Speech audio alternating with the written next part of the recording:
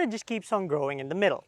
And by that I mean, in the past year alone, we've seen the launch of the all-new Raze, the all-new Corolla Cross, and the all-new Toyota Avanza.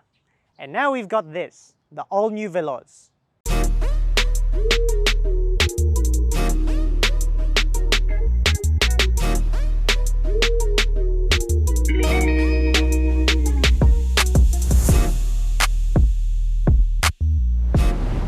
You'll notice here up the front, it's got these sharp hood strakes, which lead upwards into a low belt line, which I'll get into when I get into the driving experience later on. And then up front, you get this honeycomb style grille with a big Toyota badge in the middle.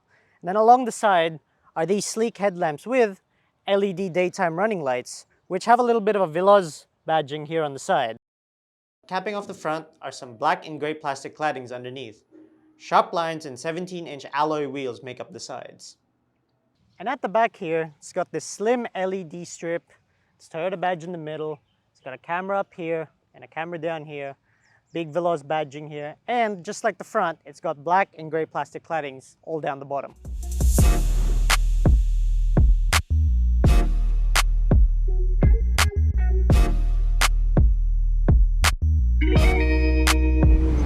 Inside the cabin, both variants of the Veloz get this combination of fabric and leather seats.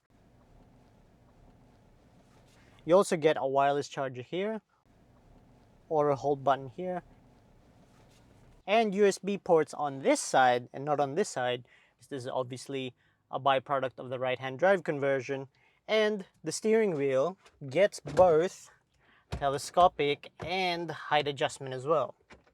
The seating position, which gets height and length adjustment, is a bit truck-like, but it's nothing that you can't deal with a few adjustments. And as I mentioned earlier, the belt line on this car sits quite low, so you get a very commanding view of the road where you can see everything while you're driving. Some nice additions here include this old school hazard button, which makes a springy sound. And yes, it gets push button start. Up front, there's this 9-inch touchscreen with Apple CarPlay and Android Auto. The interface is very basic, though its response time is a bit slow. Behind the wheel, the information display is purely digital. Looks good, but it feels like an unnecessary price bump. Analog gauges with a smaller trip meter in the middle would have worked just fine. Okay, so let's talk about the rear space for a second. I'm roughly 5'5", about 150 pounds, and the legroom is adequate, as is the headroom. The problem here is the space for 3. You might not be able to fit 3 of me here comfortably. 2 is okay, 3 might be a very tight fit. Okay, so now we're in the third row. Again, adequate headroom, and the legroom can be a little tight if you're a little bit taller, but you can always adjust these forwards and backwards to make more space. Overall, you can fit 2 of me, at least me, here comfortably. If you need more cargo space in the all-new Veloz, these rear seats fold down completely flat.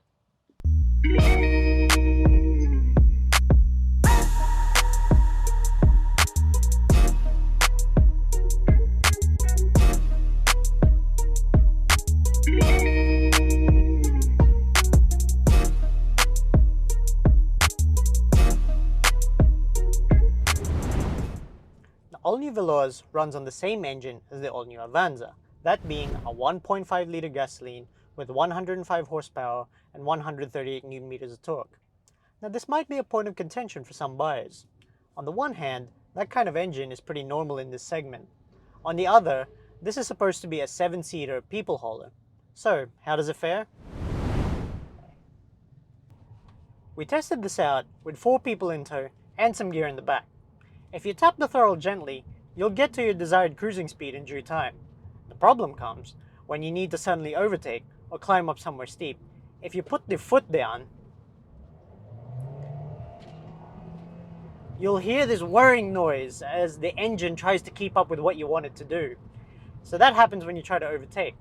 Now, if you try to climb up somewhere steep from a dead start, good luck with that.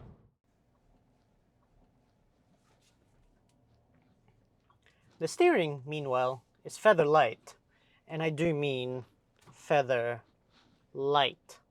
Now, that's great when you're driving through tight city streets and trying to maneuver the car through tight spaces, but for my money, this electric steering setup is a little too light.